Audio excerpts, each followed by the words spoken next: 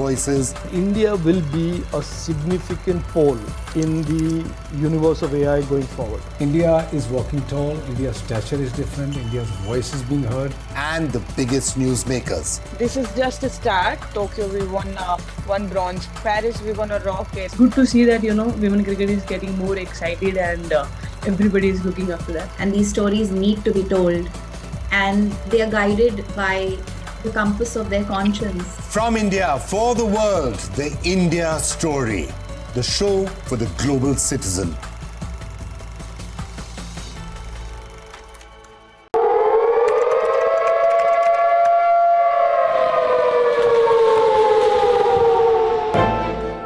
You don't know how to fix the holes in our ozone layer. You don't know how to bring the salmon back up a dead stream. You don't know how to bring back an animal now extinct. And you can't bring back the forest that once grew where there is now a desert. You have ignored us in the past and you will ignore us again. We have run out of excuses and we are running out of time. Show us your faithfulness. Show us your trustworthiness. Show us your honesty. Prove us wrong. We desperately need.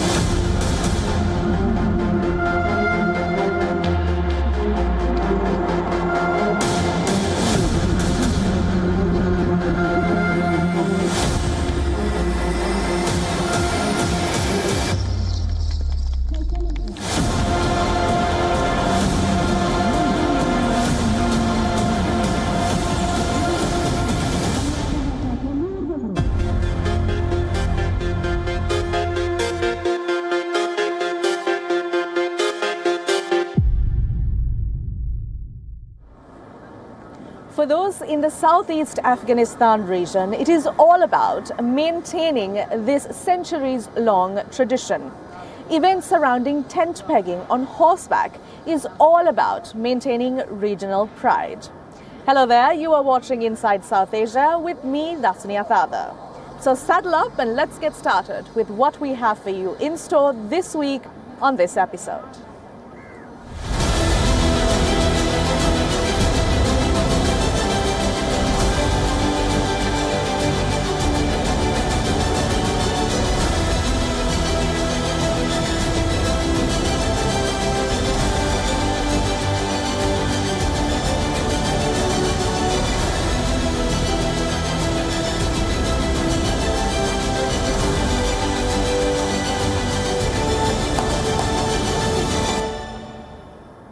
On our top story this week, India-Canada diplomatic relations are in a tailspin after Canadian Prime Minister Justin Trudeau accused India of the killing of a Khalistani terrorist in Canada, for which he claimed that there was substantial evidence against India.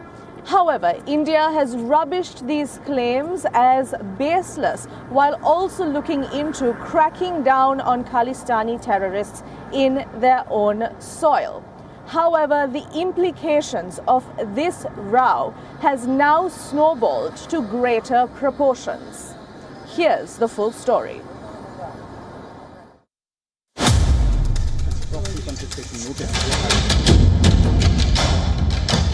The house of a terrorist in Chandigarh in India's Punjab state. Sleuths of the National Investigation Agency swooped in, confiscating properties of Gurpatwant Singh Pannu in Chandigarh and Amritsar. Besides some 46 canals of agricultural land in his ancestral village, Pannu heads the Khalistani separatist Sikhs for Justice. That's besides 264 raids carried out on properties of associates of Khalistani terrorists and pro-Khalistan-gangsters living outside India. The crackdown will extend to 19 other named Khalistani terror leaders living outside India, in Pakistan, Canada, the UK and other countries. India has already moved respective governments for crackdowns against them. Their OCI or Overseas Citizenship of India cards are to be cancelled to prevent them from coming back to India. Nor must we countenance that political convenience determines responses to terrorism, extremism and violence. Similarly, respect for territorial integrity and non-interference in internal affairs cannot be exercises in cherry-picking. When reality departs from the rhetoric, we must have the courage to call it out. Without genuine solidarity, there can never be real trust. This is very much the sentiment of the Global South. Recent protests by Khalistanis in Canada and the support they've got from the government and law enforcement agencies there have highlighted India's concerns of Canada emerging as a safe haven for anti-India terrorists. The Sri Lankan Foreign Minister came out in India's support, reiterating the viewpoint. Yeah, we have always suffered, and some of the terrorists have found safe haven in Canada. Canadian Prime Minister has this way of just coming out with some outrageous allegations without any supporting proof. The same thing they did for Sri Lanka, a terrible, total lie about saying that Sri Lanka had a genocide. Everybody knows there was no genocide in our country. And I saw yesterday he had gone and given a rousing welcome to somebody who have associated with the Nazis in the past on the Second World War. So this is questionable, and we have dealt it in the past. We have categorically rejected those outrageous allegations. India stopping all visas to Canadian passport holders comes as a big setback to thousands of people of Indian origin in Canada. No visiting home for them till issues are resolved. It works the other way too.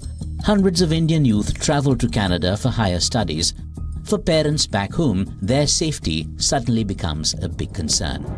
बात सुनकर तो थोड़ा डर लगता ही है कि बच्चे इतने दूर बैठे हैं, लेकिन जो ये राजनीति मुद्दा उठाए तो इसको राजनीति मुद्दे में ही रहे, और इतनी बच्चे से बात हुई है तो बच्चे कहते हैं ऐसी कोई बात नहीं है वहाँ पर. एक पक्षी भी अपने बच्चों को नहीं छोड़ता अकेले. पेरेंट्स होने के नाते हर पेरेंट्स को थोड़ा मेंटल डिस्टरबेंस तो होती है कि बच्चों को लाखों मील दूर भेजा है उनके करियर के लिए. तो अगर कोई भी स्टेटमेंट आती है, कोई भी दोनों देशों में तनाव होता है, तो उससे मतलब जो प्रॉब्लम आती है वो पेरेंट्स को ज्यादा आती है. इवन बच्चों को शायद वहां पता भी ना हो कि क्या हो रहा है क्या नहीं. India-Canada ties have come a long way south from the cordial friendship of a year or so back. The Indian Prime Minister raised the Khalistan issue with his Canadian counterpart at the G20. Unsubstantiated allegations raised by Trudeau on the killing of Khalistani terrorist Nichar added fuel to the fire. It's been downhill since. And any resolution seems as distant as ever. Canada, it seems, has not yet provided any evidence on the basis of which it has taken action against India. Even the Canadian Prime Minister has said that he has shared credible allegations. Now, allegations are not evidence. Allegations are merely allegations. And our government, the Indian government, has stated that no evidence has been shared. And this is not only stated by the Indian government. The leader of the opposition in Canada and the premier of the province of British Columbia have both said that even they have not been given any credible evidence. Chiefs of India's intel agencies will meet next week on strategies to take on Khalistani terrorists and gangsters. The National Investigation Agency, the Intelligence Bureau, the Research and Analysis Wing and Anti-Terror Squad are up against the Khalistani challenge. Ensuring it doesn't turn uglier is critical to the road ahead. Moving on to South Asia's links with China. Even amidst concerns of India's actual line of control and prominence in the Indo-Pacific, countries in South Asia have shown enough signals of their willingness to work with China. Starting off with Nepal. Nepal's Prime Minister Prachanda, along with his Chinese counterpart, signed 12 agreements that include sectors of trade and road connectivity. This shows signs that Nepal is willing to be a part of China's BRI plans, even at the risk of a possible debt trap.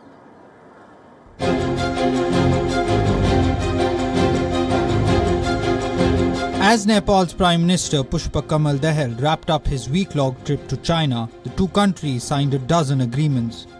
But none involved the Belt and Road Initiative. Nepal also said no to China's Global Security Initiative. But walking a careful diplomatic tightrope, Prachanda said, his government supported the Belt and Road Initiative and cooperation in areas such as infrastructure, connectivity, economy, trade and people-to-people exchanges. Both nations also reiterated their commitment to the BRI. I welcome Prime Minister Prachanda to attend the opening ceremony of the 19th Asian Games in Hangzhou and to pay an official visit to China. You've been committed to promoting the development of China and Nepal's friendly relations and firmly supporting the Belt and Road cooperation between the two countries, which I highly appreciate. A lengthy joint statement released after the meet outlined the infra projects to be undertaken, which included a rail project.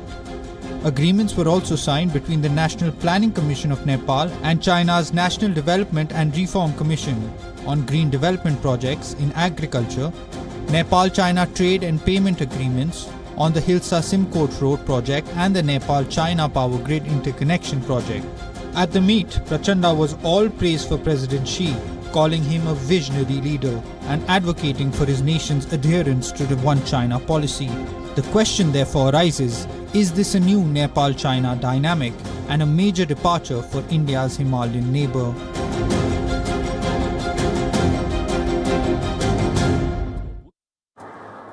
Nepal is not the only country. Sri Lanka has also shown signs of a tilt towards pro-China. Colombo has now looked at giving approval for the docking of a Chinese research vessel at two ports in the country. This comes as concerns have been raised by both India and the US. Here's more.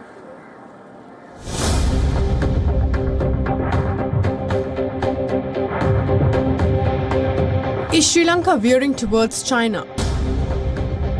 Recent developments seem to suggest that President Wickremesinghe has pushed the pro-China button.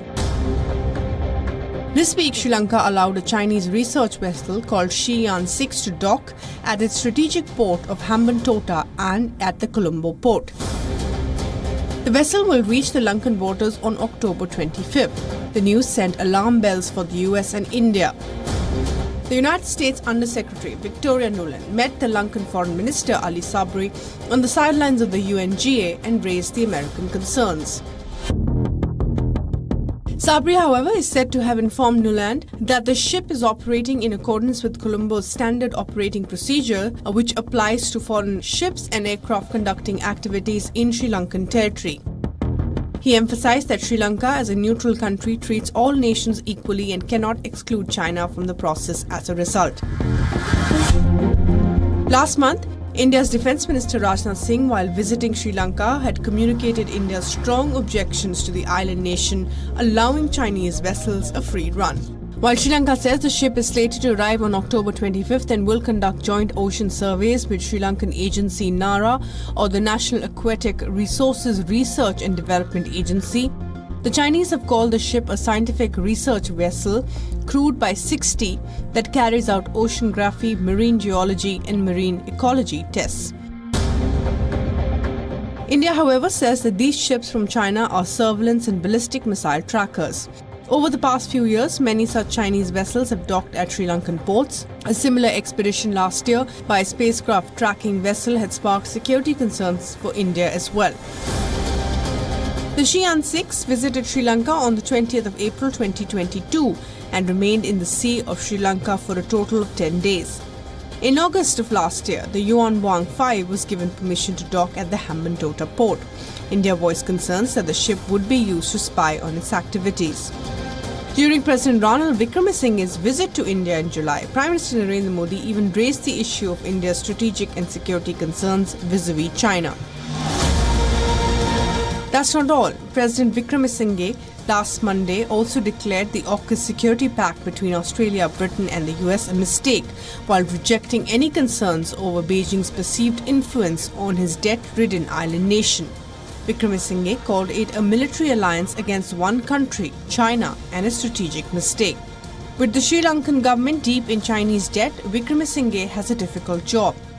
The Hambantota port is on a 99-year lease to China. Sri Lanka is currently being economically propped up by international loans, and China is one of the largest lenders, which means Lanka has little space to maneuver.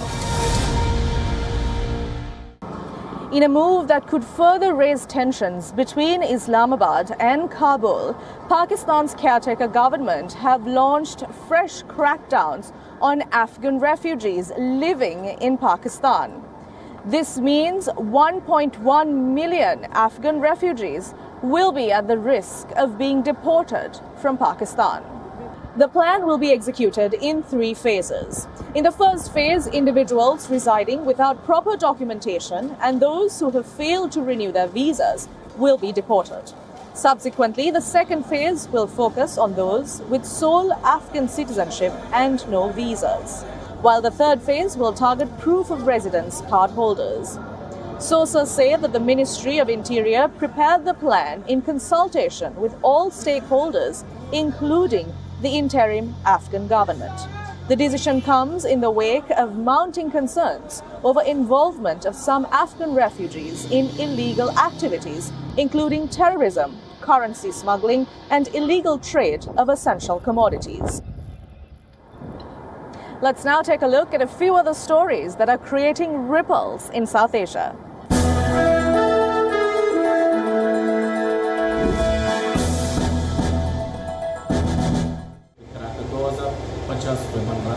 The world's best performing currency this quarter is from a seemingly unlikely contender, Taliban-ruled Afghanistan. The Afghan currency, Afghani, climbed 9% this quarter and 14% the last year, largely due to billions of dollars in humanitarian aid and signs of the Taliban's rising trade with Asian neighbors. This is as per a Bloomberg report. Currency control, cash inflows and other remittances have also helped. For the year overall, the Afghani's rise is third on the global list behind the currencies of Colombia and Sri Lanka. Maldives votes in a presidential runoff on Saturday in critical polls that could drastically rebalance its relations with India and China. The two countries are competing for influence in the geopolitical hotspot. The two contenders in these elections are the pro-India incumbent President Ibrahim Soli and pro-China challenger Mohammad Muizzu, who was also the frontrunner in the first round.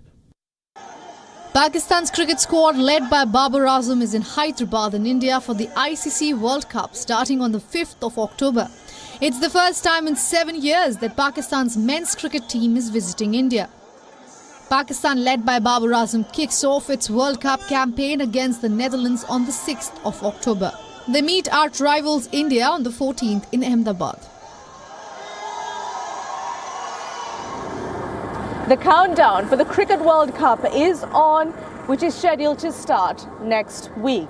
This week, we focus on the prized willow bats of Kashmir that have been used by the biggest and best of cricketing icons. However, all's not well within that industry, as willow bat makers of Kashmir are concerned for their future due to the increasing and rampant felling of trees. Here's more.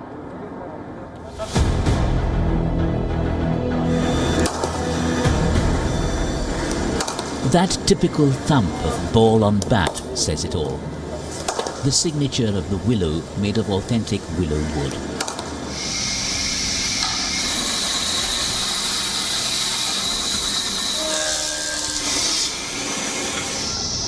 Experts put it down to crisscrossing fibers that give it strength and tiny air pockets that reduce vibrations, making the wood light but powerful. Firoz Ahmad Reshi's family has supplied willow wood to bat makers for generations. He himself has gained expertise on bat specifications through sheer experience. If there's one thing he regrets, it's the visibly rapid shift to farming poplar trees used to make bats. The wood is inferior to willow, but it grows faster and works out much cheaper. There are fewer and fewer willow trees because it takes a long time to grow big enough. A willow tree takes time to mature, almost up to 30 years, but poplar trees only take 15 years to mature. One can even cut it when it's 10 years old. The price of both is the same, and that's why everyone is planting poplar and no one plants willow. If poplar wood is sold for 400 rupees a foot, willow should fetch at least 800. Bat makers in Kashmir insist that the Kashmir willow is as good as the English willow that's used worldwide. The industry in Kashmir employs some 150,000 people across 400-odd workshops and is a key contributor to its economy. Factory owners warn, however, that lack of sustainable willow plantation efforts could spell doom for this industry in Kashmir ahead. We are making 3 million bats annually and we are unable to cater 100% of our demand. So if you are making cricket bats and you are not planting any tree there back at the place you are getting your raw material from, so at the day may come and when it will extinct. And today we are afraid that it may last only for 2-3 years, and tomorrow a day will definitely come when people of Kashmir, around 1.5 lakh people who are earning their livelihood from this very industry, they may be rendered jobless. Unchecked logging of willow trees without planting activity has reduced swaths of woodland in Kashmir to scrubs. Alarm bells ring for what is certainly a prided industry. The climate change spectre pounds hard here too. The most direct impact of cutting of trees is visible in the hill town of Uttarakhand in India. A government report suggests that 65% of houses in Josmati have been damaged due to land subsidence. Take a look at these visuals while I join you next week with all the action from the region. For the WION team, I'm Dasuni Athauda, signing off.